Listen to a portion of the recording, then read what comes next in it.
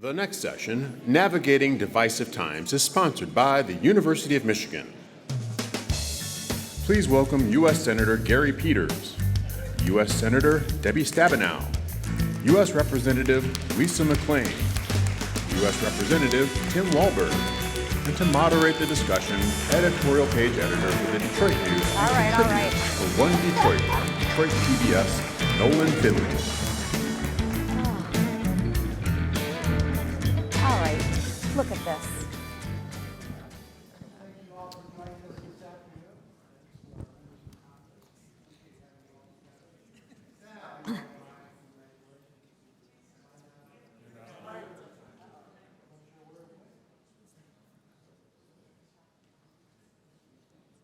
Oh.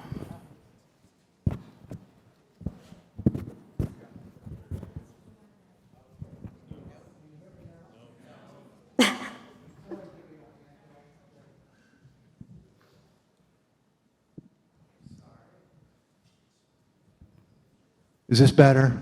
Okay, yeah. Thanks to you all. Thanks to...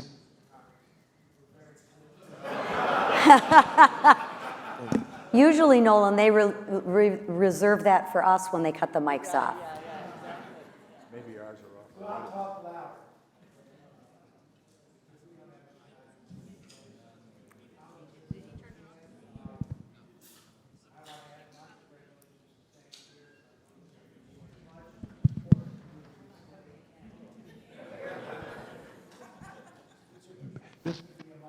Our community.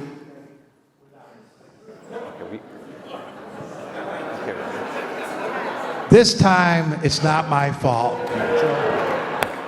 So we're talking about today our great strides in civility in our society, and the impact on us as a country. And we were recently treated to the spectacle of 3 members of Congress exchanging mean girl taunts and insults during a House Oversight Committee. The whole world saw it.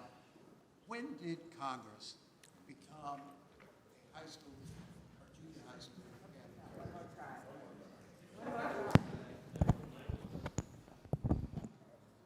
Okay, there we go. When did Congress become a junior high school cafeteria? And what are the consequences?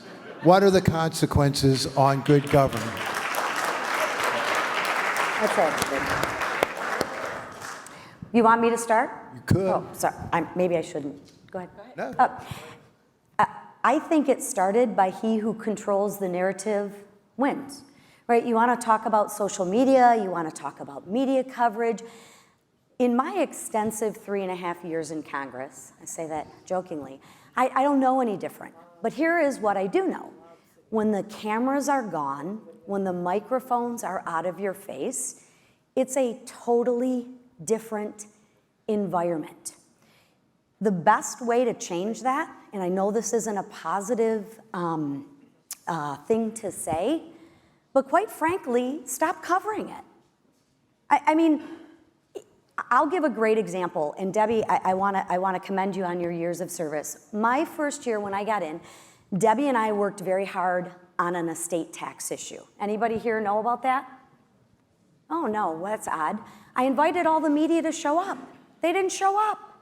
But ironically, that same week, I got into an a cat fight with Nancy Pelosi on the floor. She called me that woman. Let me tell you, every news media in the world wanted to talk to me. CNN, Fox News, News Nation, Detroit Free Press. Nobody wanted to talk to me about the good work that Debbie and I did, or Gary and I have done, on the NDAA. But I'll share with you, every single news media wanted to talk to me about the 30-second exchange that Nancy Pelosi and I had. If we want to get back to civility, we all have a role to play in it. And I understand why we do it, because it sells. It sells. I have 35 years in business. It's marketing. You put out there what people want to buy. It's sad, and we need to change that. I figured it was our fault. Always. Senator, you had something to add, Senator Peters. Just to pick up on the selling part. Oh, this is another one? Okay. Just to pick up on Lisa's point about selling is that basically what happens is that bad behavior is rewarded. And that's what happens. So this is performative politics. You do that on what happened at the House or any other things that happen. And a big part of right now campaigning, you need to raise money for fundraising. And I guarantee you that each of those individuals raised a ton of money when they went out there and said, look at this, I fought this person, we're out here attacking each other, and people are giving their $20 or $25. And so what do you get? You get more bad behavior. And even if the media doesn't cover it, although they do, you're right, it's still the social media, it's the emails that are out there. And to Lisa's point, we have to stop doing that. And it's up to all of us to say we are not going to reward bad behavior and instead good behavior, passing a bipartisan bill. We've all worked together and passed bipartisan bills. That doesn't get covered. I remember I talked to one of, not your paper, Nolan, but another newspaper, and said, why aren't you covering more of these bipartisan bills that we're working on? And they basically said, well, our readers aren't interested in that. Our readers are interested in controversy and the whatever the topic of the day is, and they want to see some outrage and some fight. Well, guess what? You get more and more of that when you reward that. And we all have a responsibility to stop that. And until that happens, you're going to continue to see this, I'm afraid. I want to jump in as well, because I totally agree with this. I have been here a long time, Lisa, you know. And With all due respect. So I've seen things change over the years. And there's always partisanship. There's always, when it bleeds, it leads. I mean, always. What has made it so much more complicated really is the capacity on social media now. What happened in that committee room was embarrassing. It was embarrassing. But folks got their clicks, put it up on social media, used it for whatever, fundraising or whatever, and it got picked up on other ears. So it does get rewarded and amplified. We also had a former president who took it to new heights here in terms of that. And so it's just continued and continued in a way that I worry most about, because now young people don't know what to believe, who to believe, what are facts. Do we have alternative facts? I mean, as a democracy, we have to have some shared sense of what we're about and what the basic facts are and so on. And so I worry about that as well, that it gets exploded up into just who can talk the loudest, who can get the most clicks, who can get the most attention, instead of like, hey, we're governing. In a democracy, we're actually doing things that solve Congressman Walberg. problems. Yeah, I would certainly agree, but give a little different perspective as well. Number one, you need to know that the overwhelming majority of my colleagues in the House, both sides of the aisle, are rational, calm, hardworking people. And I think what my colleagues have said already, it's a few that get that major coverage.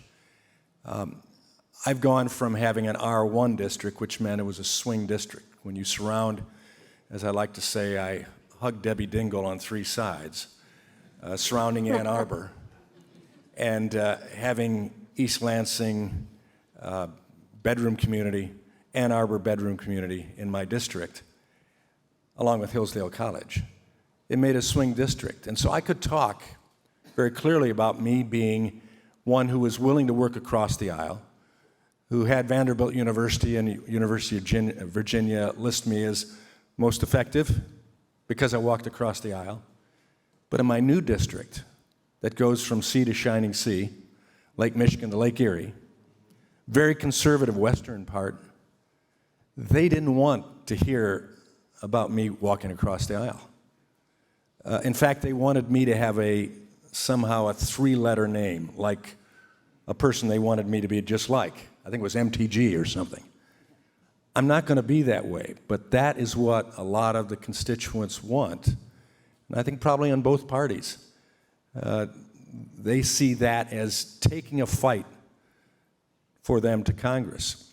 We have to be effective, and I've spent the last year and a half in this new district trying to describe to my new district why you don't get things done that way. You can raise money, and you can get a lot of publicity, but you don't get things enacted into law, passed out of committee, passed out of the chambers.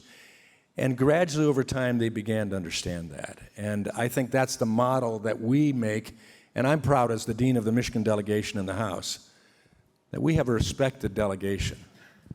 And you ought to be proud of that as well. That other members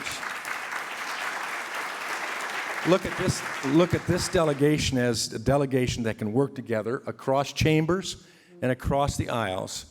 Flint, GLRI, the Asian carp issue, the military. Fortunately, we have two Selfridge. people leading Military?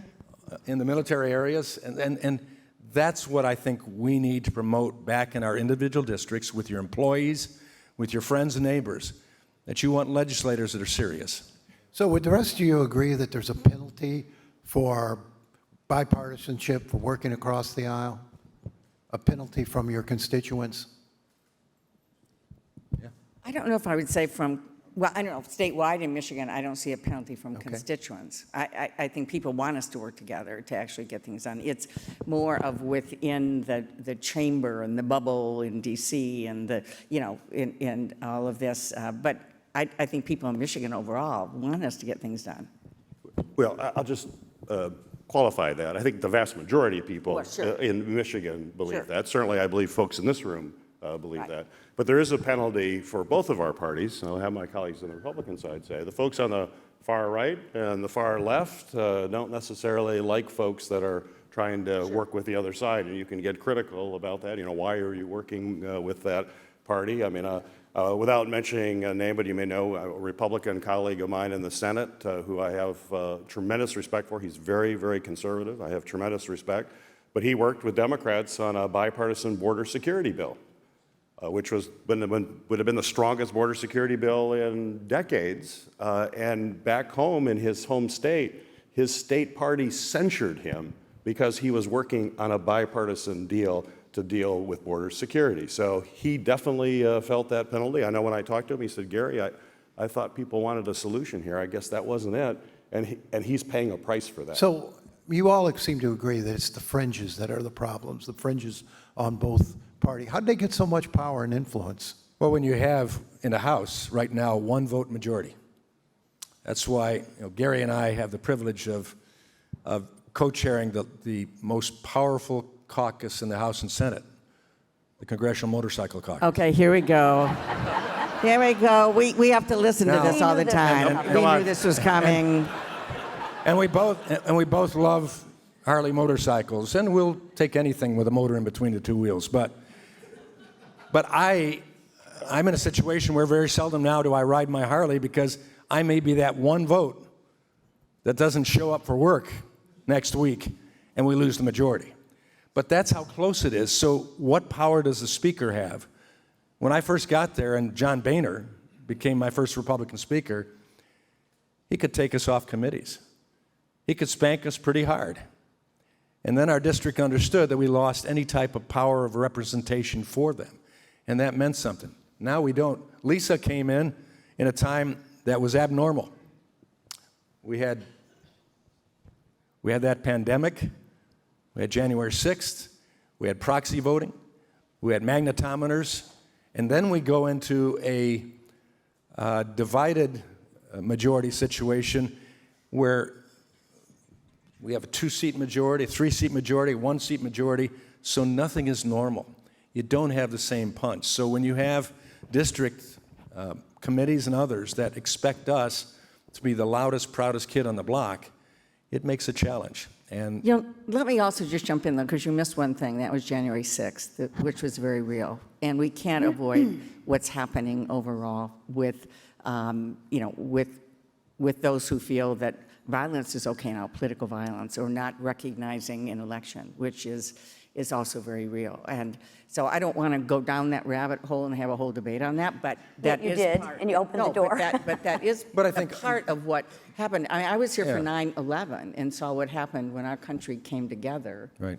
And in a way, standing on the steps after that day, and Barbara Mikulski turning to me and say, Debbie, you know how to sing? And let's start. And we started God Bless America, and everybody sang it, and it was chills. I will never forget that day. I would love to see that, coming together, regardless of outcome of elections, people coming together and standing on the steps and being able to sing God Bless America. Well, the beauty of this platform, none of us wanted January 6th to happen. Of course. Well, Senator, since you've poked the elephant in the room, Donald Trump seems to have given Republicans permission to behave badly or behave in an uncivil manner, and given Democrats an excuse to. On the other side, if you will, Joe Biden came into office as a uniter, and I don't think anyone would say we're more united today than we were 4 years ago. What role do the people at the very top play in setting the example and the pattern for the rest of us? People at the very top play a huge role. And so let me just say this, in terms of getting things done in bipartisanship. As a member of Senate leadership, I had 3 different opportunities to be in the cabinet room with President Trump talking about Infrastructure Week. And then President Biden came in and worked across the aisle to get it done. We heard this morning from Secretary Raimondo talking about what we are doing on CHIPS and Science to bring jobs home to Michigan. This is a really big deal. It took both parties. We passed a major veterans bill, the PACT Act, for veterans who had been exposed to burn pits in Afghanistan and in Iraq.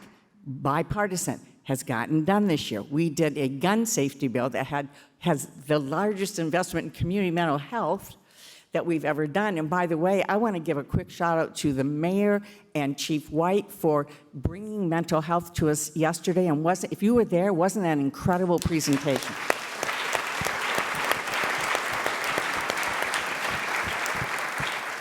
But Lisa and I work on mental health together.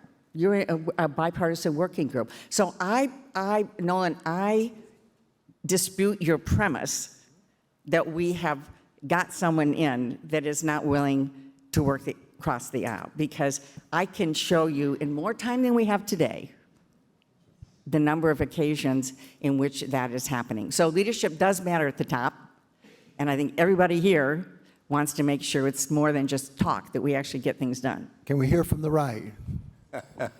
Well, we would probably debate on what we've got done that's been of value, especially when we look at inflation, we look at the personal economies of individuals that happen as in comparison to what was taking place under the last administration. But I also know that I've not been invited to the White House once to meet with this president. I don't know many members of the House Republican Conference who have met. The Speaker of the House took 21 days before he was invited over to meet with the president. Donald Trump, some of us kind of got angry. He was having all sorts of Democrats over to the place. So leadership does make a difference, but I think it still comes down to the two houses, Article I powers, doing what we're supposed to do and standing together. And I think the main premise of what we're talking about today is what we can control. And as a member of the House, I want to be one that helps control our body so that overwhelmingly we do work together. That we, as our speaker said, disagree without being disagreeable. And I think that's possible. And I'm glad to have senators from Michigan, from the opposite party, that we can sit on the plane together, we can communicate together, and ride motorcycles together. It always comes back to motorcycles. I'm just telling you, when we work with these guys. He's revved up, man. He's revved up. Representative McClain, you're the newest member. Were you surprised when you got to Congress how divisive things are and how unproductive things are at times? I can share with you, I was surprised when I got there, because when I got there, through my whole campaign, it was a fight, right? But I want to fight, but more importantly, I just want to win. At the end of the day, I just want to win. And I think that comes back from my 35 years of being in business. And in business, to win, you negotiate it, right? Of course, I thought I had the better idea. I thought I had the better product. I had the better deal. The difference between politics and business is we're selling. I'm selling an idea. In business, we're selling a service or a widget or a product. I thought in order to be successful, I just had to fight. But fighting doesn't solve the problem. Winning solves the problem. I want to achieve the goal in which I set out to do, right? And in order to do that, you have to negotiate. I got to get about 90%, 80% of what I want. You get about 80% of what you want, and we're both and all better off. The issue becomes in Congress is when I thought I got there, I thought I was to hate. That's a strong word. Let me take that back. Sorry, Mom. I thought I was not supposed to engage and have conversations with the other side because I was supposed to be pure. In divided government, I'm just going to share with you, it doesn't work. So I think my biggest surprise was how functioning Congress was. Now, I don't have any experience. I've only been here for the abnormal years, so maybe that's me. But and I'll say it again, if you remove the cameras, if you remove the media, we all want what's best for the next generation. We all want us to leave the next generation, our children, in a better spot than they are now. We may have different ideas how to get there. We all can agree that we want to put Michigan at the top of the list. We want to fight for suffrage. We want to fight for mental health. We may disagree on how we get there. So to me, the biggest difference was I thought it was going to be this ugly, vile hatred. When I really felt there is that there. There is absolutely extremes on both sides. On both sides we can point to it. Both presidents we can point to it. What I would prefer to do is let's focus on the common ground and what we can do to make this our districts, our regions, our state, and our nation back to being respected, admired, and the beacon of freedom that is what the world is truly reliant upon us. And we do that together. That's what I was most surprised I want to about. just jump in for 1 second, because what Lisa's saying, I completely agree with. This is the way I came into Congress, actually, to govern. And what you're saying, we have to admit, though, that we are seeing more people that just want chaos, which is what makes it difficult when we're trying to negotiate, because we get that, trying to negotiate. And then there are people who honestly are coming to Congress opposed to government, and their agenda is to shut it down. Their agenda is to create chaos. That's when it gets tough. And I mean, so that's we have where people we in our really own have to work delegation, together. right? We have people in our own delegation to do that, but we have a choice as leaders. We have a choice We have as a leaders. choice, and this is what, I'm just reaffirming what Lisa's saying, because we have a choice whether or not to buy into that. But I can tell you, after years of participating and working to get things done, what worries me a lot, not us, but what worries me a lot is the increased number of people coming in who actually come in because their goal when the country was about to default was to shut it down. And you can't negotiate with somebody who actually wants to shut it down. So luckily, everybody came together. I mean, we got it done, but it creates a more complicated situation today. And I just concur there, because I've been in the Senate 10 years, not as long as my senior senator has been there, who's served with brilliance. I started when I was 5. I just want to say that, But I've noticed that just in the 10 years there that the Senate has changed. And folks who had been there before all told me this is not the Senate the way it used to be, where people would come together. I mean, you think about the votes that take, like for Supreme Court, they become hyper-partisan. Supreme Court votes are now completely partisan, And not too many years ago, a Supreme Court justice would get 70, 80 votes out of 100. That doesn't happen anymore. And what I've seen is that the new people that tend to get elected, and the folks who are retiring tend to be more institutionalists. They believe in the Senate. They want to do the kinds of things that Lisa mentioned, to come together. But then they're replaced from folks that are coming off the campaign trail, as you describe it, but they don't get off that campaign trail. And often that campaign trail for them is about being divisive. It's about, to Debbie's point, sometimes not functioning. They don't believe that government really plays a role, so they don't want to be part of the solution. So it has been changing. And I think that also reflects what's happening in the whole society. It's not just Congress that looks that way. That's true. We're seeing partisanship and polarization with folks all throughout our society, and we just reflect that. The people that are coming in reflect the folks that send us there. So we do have to redouble our efforts, and I'm going to go back to my theme. That's why we can't reward bad behavior. We have to reward good behavior, and the only people that have the power to reward good behavior and punish bad behavior are the voters in this country. Until voters do that, it's not going to happen. Congressman Walberg, I mean, strong relationships, good relationships, sort of the cornerstone of good policy making. You've been in Congress a while yourself. Is it possible to build the kind of strong, trusting relationships across the aisle necessary to get good, strong policies in place? Absolutely. In the 16 years that I've been there, I've seen the changes, but I've also seen some of the same old things work. To be in the gym every morning, I know it doesn't look that way, but to stand next to some of my Democrat colleagues and kibitz, as we call it there, in a collegial fashion, to go to the Thursday bipartisan prayer breakfast and have Democrats and Republicans there sharing their faith walk and praying together, to spend time with your colleagues on your committees, having dinner or a lunch or a breakfast with them on occasion. All of that works. To sit on planes, sometimes being forced to sit next to my Democrat colleagues because that's how Delta did it. But that gives the opportunity. And I think also to have a good sense of humor. This too shall pass. What we're doing now is ugly.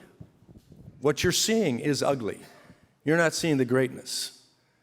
As you talked about, the constituents have the decision. That's why all of us should be reelected, because we're doing what you want us to do and working together, right? So let's talk about that. It is there. Let's talk about the working together part. Yes. I mean, this delegation, fairly evenly divided. Other states, they're either all one way, most of them are all the other way. You've got a divided delegation here. What have you managed to work together on for the good of Michigan? I think we've got a lot of things. I remember 2015 coming in, being the senior senator. Right after this conference, we organized a delegation to go up to the Sioux Locks. It was Governor Snyder at the time, so it was his administration, Army Corps, Coast Guard, our delegation at the time, going to look at this. I was so concerned that we get a second lock. We have one lock. If it goes down, we not only destroy our economy, we destroy eventually the global economy. And we're moving now. We're on stage 3, getting the Sioux Locks. But everybody came together. It was a really great meeting. And out of that, the whole delegation said, we're leaning in on the Sioux Locks. And the same thing on the Great Lakes Restoration Initiative, where we've come together, and Tim mentioned that, and Lisa, to make sure we're protecting our water, and so many other things. I'll let others talk about that. But we have very specific things. If it's Michigan, we are leaning in on behalf of Michigan. And if I could give another recent Yes. example that we've worked on, Yes. and Lisa and I have worked on, and all of us have done, which is Selfridge Air National Yes. Guard Base, a place that we want to make sure continues to be strong and vibrant for many years. But we know there are 2 old platforms there. The aircraft that fly there, the KC-135s, are very old tanker aircraft. In fact, the one when I was there, one was made in 1958. That was the year I was born, and one of the service members was describing it as old. I said, "Are you describing me as old? I was born in 1958." He said, "No, sir, you're vintage." So I appreciated that. But these are very old aircraft, and the 810s are going away as well. but there's a lot of competition for the missions out there, all the states, all the delegations. And I'm just so proud of the Michigan delegation. Everybody just really rolled up our sleeves. We went in, worked with Secretary Kendall, with all of the Air Force folks, and there was a new aircraft, which is the KC-45, which is the new state-of-the-art tanker. There are only 2 squadrons that were left to go somewhere, and now I understand there were 15 states. 15 states were competing for the KC-45. This is a plane that's going to be around for another 50 years. And not only did the Air Force give that to replace the 8, they increased it to 12. We've got 50% more. We now have an aircraft there that means Selfridge. We still got to work to get other missions together. We're going to do it as a delegation, but really anchors that aircraft or that base to be there for a long time. And that was a delegation that came together. And I think to piggyback on that is we have a really interesting opportunity. We're in the majority, and I sit on the Armed Services Committee in the House. You're in the majority in the Senate, and you sit on the Armed Services. That's pretty good if we can figure out how to, we kind of get what we want. I like winning, right? It's good. Let's use those relationships, right? 3 really things that I think we work well together on. Great Lakes, Selfridge, defense. I'll say defense because we do have that defense corridor. And then veterans issues. I mean, those are 3 things that I believe, 3 big things, yes, mental health, whatnot, but 3 really big things that we work together on. Because as a business owner, and I know I keep going back to this, but this is the thing that I know that the similarities are. The administrations and the governments will change, right? I came in the minority, I'm in the majority.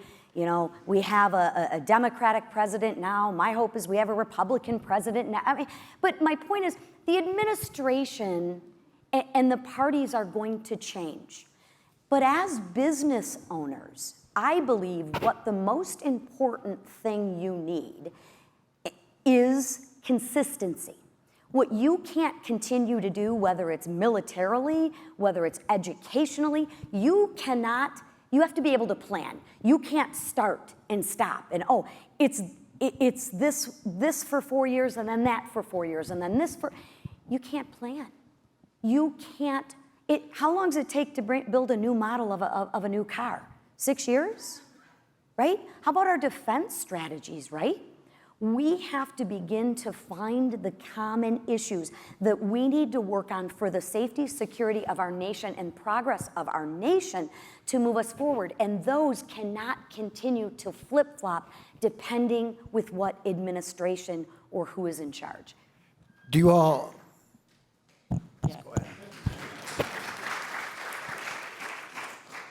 Do you all trust each other? Yes. Yes. Heck no. No, I'm kidding. I think we're all very predictable, right? I think we're all very predictable. I think trust is earned through time and through relationships, right? I can share with you that the relationships that I've had with Debbie and the stuff that we've worked on, I go back to that estate tax issue. I mean, you were in charge. The ag bill, right? We need your help passing that ag bill in the Senate. I mean, we need your help on that. I have to trust, and I do trust that she has what's in the farmer's best interest. We're not gonna agree on 100% everything, but I trust that you care about the farmers. I have to trust that Gary, as my colleague, and in the Senate, cares about Selfridge. But I think they've put their money where their prospective mouth is as it pertains to that, if that makes sense. Congressman Walberg, last word. Well, I would say yes, trust but verify. As long as there's a Harley nameplate on it, we're okay, right? No, I learned something from John Dingell. I learned a number of things from John Dingell very early on. But he pointed out the fact that he had a policy to never campaign against a colleague in Michigan. And I asked him why. He said, because we have to work together. And what he was saying is we have to trust each other. We don't have to agree with each other. But we got to trust that we're going to deal openly and fairly, and we're not going to intentionally hurt even in a campaign process. That didn't mean that he didn't endorse my opponent, for instance. But he wasn't in there with his sleeves rolled up like a John Dingell could do. That taught me a lot. And I think our conference, to the greatest extent, is still that way, our delegation. And that promotes trust.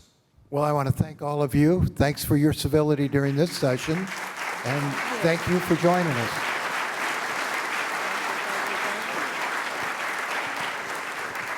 I'd also like to remind everyone of the next opportunity to be civil with each other. 6:30, we're going to be down on the lawn for Bourbon Night, and you don't want to miss that, right, Senator? Don't miss it. Oh, no. Don't miss No. it. You got a pretty good start on it already, haven't you? Gary never Yeah, let's not misses talk about that, Nolan. So thank you all.